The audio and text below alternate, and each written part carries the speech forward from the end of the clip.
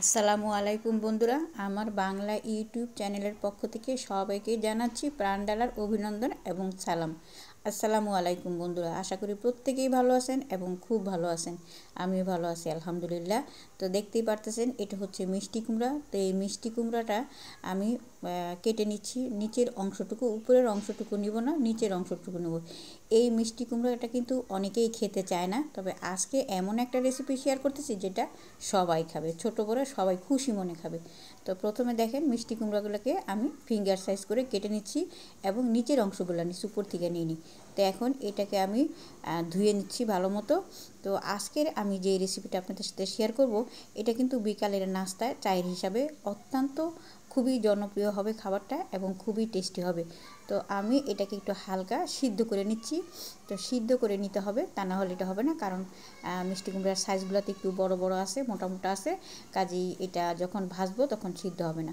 তো আমি এখন এই সিদ্ধ করা মিষ্টি কুমড়োগুলোকে ঠান্ডা করে এর মধ্যে দিয়ে দিছি সামান্য পরিমাণে আটা এবং লবণ।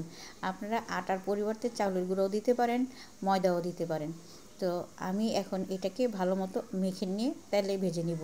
তো দেখেন আমি তেলের মধ্যে দিয়ে দিছি, একটা একটা করে দিবেন এবং সুন্দর করে ভেজে নেবেন। এটাকে এমনভাবে ভাজতে হবে যেন দেখতে একেবারে গোল্ডেন কালার হয়ে যায়, দেখতে অনেক সুন্দর লাগে, দেখলেই যেন খেতে মন চায়, এমন করে ভেজে নিতে হবে। তো দেখেন আমি ভেজে নিয়েছি, নামিয়ে নিয়েছি, দেখছেন একদম গোল্ডেন কালার হয়ে গেছে। এটা খেতে এতটা ক্রিপসি, না খেলে বুঝবেন না। এটা অনেক মজা টেস্ট এবং সস দিয়ে খেলে খুবই ভালো লাগে। তো আরও টেস্টি যদি বাড়াইতে চান আপনি, তাহলে এটার মধ্যে দিয়ে দিতে পারেন সামান্য স্বাদে ম্যাজিকের মশলাটা, তখন আরও বেশি মজা হবে। এটা আপনার ব্যাপার, আমি মশলাটা দেই নাই। তো ভালো লাগলে অবশ্যই একটা কমেন্ট করে জানাবেন। আর ইতিমধ্যে যারা সাবস্ক্রাইব করে নিয়েছেন তাদেরকে অনেক অনেক ধন্যবাদ। আর যারা এখনও সাবস্ক্রাইব করেন নাই, প্লিজ চ্যানেলটা সাবস্ক্রাইব করে নেবেন।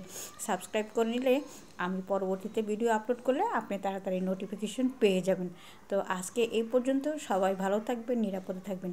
আল্লাহ হাফেজ।